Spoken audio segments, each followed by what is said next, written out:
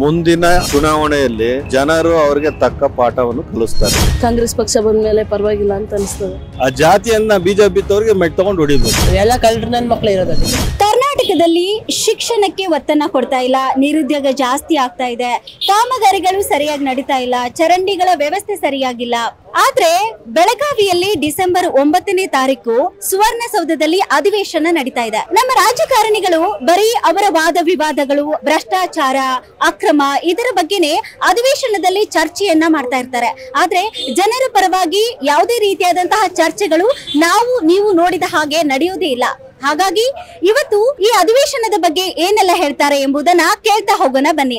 December 9ನೇ ತಾರೀಕು ಏನ್ ನಡೀತದೆ ಅಲ್ಲಿ ಈ ಬೆಲೆ ಏರಿಕೆ ಬಗ್ಗೆ ರಾಷ್ಟ್ರೀಯ ಪಕ್ಷಗಳು, ಪ್ರಾದೇಶಿಕ ಪಕ್ಷ ಚರ್ಚೆ ಮಾಡ್ಲಿ ಬಿಡ್ಲಿ, ಮುಂದಿನ ಚುನಾವಣೆಯಲ್ಲಿ ಜನರು ಅವರಿಗೆ ತಕ್ಕ ಪಾಠವನ್ನು ಕಲಿಸ್ತಾರೆ. ಜನ ತೀರ್ಮಾನ ಮಾಡ್ತಾರೆ. ಜನ ಅದ್ರ ಬಗ್ಗೆ ವಿರೋಧ ವ್ಯಕ್ತಪಡಿಸಿ ಮನಸ್ಸಲ್ಲೇ ನಿಗೂಢವಾಗಿ ಇಟ್ಕೊಂಡಿದ್ದಾರೆ. ಅದು ಮುಂದಿನ ಚುನಾವಣೆ, ಸಾರ್ವತ್ರಿಕ ಚುನಾವಣೆಯಲ್ಲಿ ಅದನ್ನು ತೋರಿಸ್ತಾರೆ ಅಂತ ನನ್ನ ಭಾವನೆ. ಯಾವಾಗ ಈ 5 ಫ್ರೀ ಗ್ಯಾರಂಟಿಗಳನ್ನ, ಉಚಿತ ಗ್ಯಾರಂಟಿಗಳನ್ನ ಕೊಟ್ಟಿದ್ರು, ಅವತ್ತಿಂದ ಈ ರಾಜ್ಯದ ಡೆವಲಪ್ಮೆಂಟಿಂಗ್ ವರ್ಕ್ಸ್ ಏನಿದೆ ಎಲ್ಲ ಕುಂಠಿತ ಆಗಿದೆ. ಎಕ್ಸಾಂಪಲ್ ನಾನು ತಮ್ಗೆ ಹೇಳ್ಬೇಕಂದ್ರೆ, ಇವತ್ತು ಒಂದು ಸರ್ಕಾರದಲ್ಲಿ ಅವ್ರು ಏನು ಬಡ್ಜೆಟ್ನ ಒಂದು ವರ್ಷದಲ್ಲಿ ಏನು ಬಡ್ಜೆಟ್ನ ಇಂಪ್ಲಿಮೆಂಟ್ ಮಾಡಿ ತೆಗೆದಿಡ್ತಾರೆ, ಅದರಲ್ಲಿ 20% ಡೆವಲಪ್ಮೆಂಟ್ ವರ್ಕ್ಗೆ ದುಡ್ಡು ಇಡಬೇಕು. ಇವತ್ತು ಆ 20% ಡೆವಲಪ್ಮೆಂಟ್ಗೆ ದುಡ್ಡಿಲ್ಲ. ಆ 20% ಡೆವಲಪ್ಮೆಂಟ್ಗೆ ದುಡ್ಡಿಟ್ಟಂಥ ಸಂದರ್ಭದಲ್ಲಿ ಕಾಮಗಾರಿಗಳು ಎಲ್ಲ ಕಡೆ ನಡಿಬೇಕಾದಾಗ ಸಿಮೆಂಟ್ ಬರುತ್ತೆ, ಕಬ್ಬಣ ಬರುತ್ತೆ, ಕೂಲಿ ಕಾರ್ಮಿಕರು ಬರ್ತಾರೆ. ಈ 20% ಕಾಮಗಾರಿ ನಡೀದೇ ಇದ್ರೆ ಅವರೆಲ್ಲರೂ ಬೀದಿಗೆ ಬರ್ತಾರೆ. ತಿಂಗಳಿಗೆ 2,000 ರೂಪಾಯಿ ಕೊಟ್ಟಿರೋದು ದೊಡ್ಡದಲ್ಲ. ಆದರೆ ಆ ಒಂದು ಆದಾಯನ ಕಿತ್ಕೋತಾರಲ್ಲ, ಪ್ರತಿದಿನ 500-600 ರೂಪಾಯಿ ಸಂಪಾದನೆ ಮಾಡೋದು ತಿಂಗಳಿಗೆ ಎಷ್ಟಾಗುತ್ತೆ? ಗಂಡಸ್ರ ಹತ್ರ ಕಿತ್ತಿ ಹೆಂಗಸರಿಗೆ 2,000 ಕೊಡ್ತಾರೆ. ಹೆಚ್ಚು ಕಮ್ಮಿ ಒಬ್ಬ 600 ರೂಪಾಯಿ ಡೈಲಿ ಸಂಪಾದನೆ ಮಾಡ್ತಾನೆ ಅಂದರೆ 6×3 18, ಒಂದು 15,000 ರೂಪಾಯಿ ತಿಂಗಳಿಗೆ ಸಂಪಾದನೆ ಮಾಡೋ ಒಂದು ಹೋಯ್ತು. 2,000 ರೂಪಾಯಿ ದೊಡ್ಡದಾಗೋಯ್ತು ಇವಾಗ.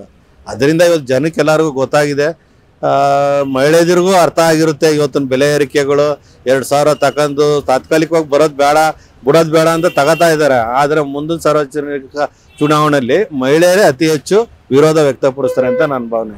ಏನು ಪ್ರಾಬ್ಲಮ್ ಆಗಿಲ್ವಾ? 1 ತಿಂಗಳು ಕರೆಕ್ಟ್ ಆಗಿ ಬರ್ತಾ ಇದೆಯಾ? 1 ತಿಂಗಳಲ್ಲಿ 2 ತಿಂಗಳು ಹಾಕ್ಬಿಟ್ಟಿದ್ದಾರೆ. 1 ತಿಂಗಳು ಬಾಕಿ ಇದೆ, ಮತ್ತೆ ಈ ತಿಂಗಳದು ಬಾಕಿ ಇದೆ ಅಷ್ಟೇ. ಇದರಿಂದ ಉಪಯೋಗ ಆಗಿದೆ ನಿಮ್ಗೆ? ಆಗ್ತಾ ಇದೆ. ಬಸ್ಗಳು ಫ್ರೀ ಇದೆ. ಹೌದು, ಬಸ್ ಫ್ರೀ ಇರೋದ್ರಿಂದ ನಮ್ಮಂತವ್ರಿಗೆ ತುಂಬಾ ಅನುಕೂಲ ಆಗ್ತಾ ಇದೆ. ಸರ್ಕಾರ ಒಳ್ಳೆ ರೀತಿಯಲ್ಲಿ ಕೆಲಸ ಮಾಡ್ತಿದೆ ಅಂತ ಅನಿಸ್ತಿದೆಯಾ ನಿಮ್ಗೆ? ಕಾಂಗ್ರೆಸ್ ಪಕ್ಷ ಬಂದ ಮೇಲೆ ಪರವಾಗಿಲ್ಲ ಅಂತ ಅನಿಸ್ತದೆ.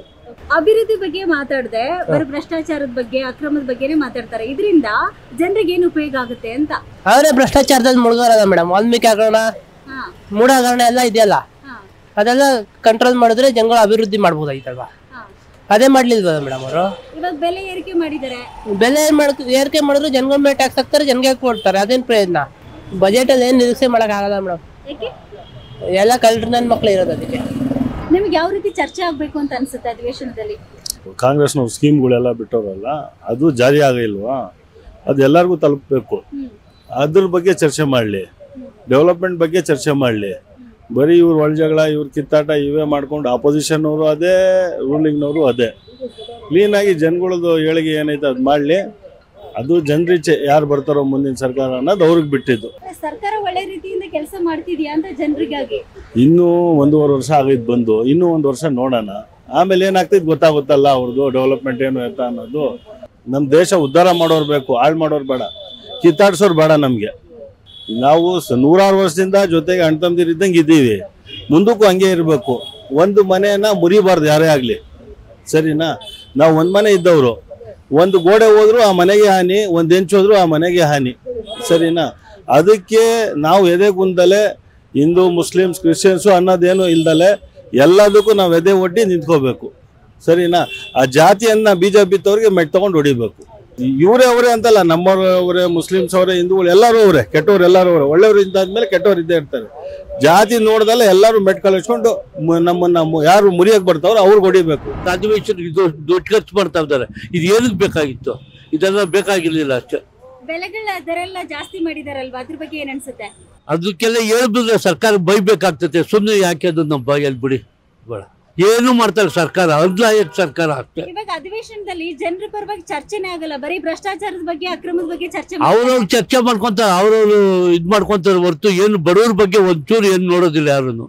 ಸರ್ಕಾರ ಒಳ್ಳೆ ಕೆಲಸ ಮಾಡ್ತಿದೆ ಅಂತ ಇಲ್ಲ ಇಲ್ಲ ಇಲ್ಲ ಇಲ್ಲ, ಒಂದು ಲೋಪ ಸರ್ಕಾರ ಇದ್ದು ಅಷ್ಟು ವರ್ಷ ಸರ್ಕಾರ ಯಾವುದೂ ಇಲ್ಲ. ಬಜೆಟ್ ಅಲ್ಲಿ ಏನ್ ನಿರೀಕ್ಷೆ ಮಾಡ್ತೀರಾ ಅಂತ?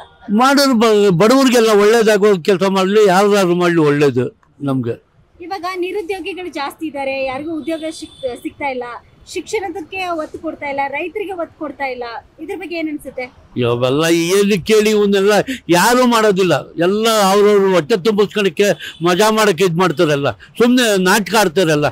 ಬೆಲೆ ಏರಿಕೆ ಮೇಡಮ್ ಆವಾಗಿಂದ ಎಲ್ಲ ಸರ್ಕಾರ ಬೆಲೆ ಆಗ್ತಾ ಇದೆ, ಇಳಿದಿದೆ, ಆಯ್ತಿದೆ, ಇಳಿದಿದೆ, ಆಯ್ತಿದೆ, ಆಗುತ್ತೆ ಅದು ಮಾಮೂಲಿ, ಅದು ಬೆಳೆ ಏರಿಕೆ ಆಗೋದು ಹೊಸ್ತಾಗಿ ಆಯ್ತಲ್ವಲ್ಲ.